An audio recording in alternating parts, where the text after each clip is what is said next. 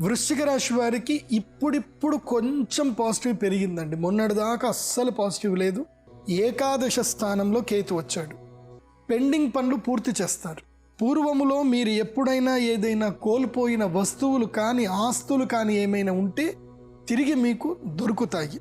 ముఖ్యంగా రవిగ్రహము బుధగ్రహము వీరు ఇరువురు కూడా కలిసి మీకు ద్వితీయ స్థానంలో ధనస్థానంలో ఉన్నారు కాబట్టి మీ బుద్ధి బలం వలన మీకు కొన్ని లాభాలు కలుగుతాయి.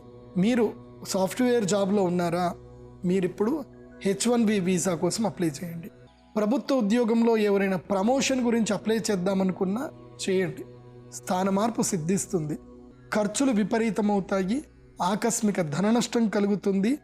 కాస్త మనస్తాపం కలిగేటువంటి అవకాశం ఉంటుంది. ఇది వృశ్చిక రాశి. వృశ్చిక రాశి వారి ఈ వారమంతా కూడా చక్కగా హనుమాన్ చాలీసా చదవండి. అంతా మేలు జరుగుతుంది.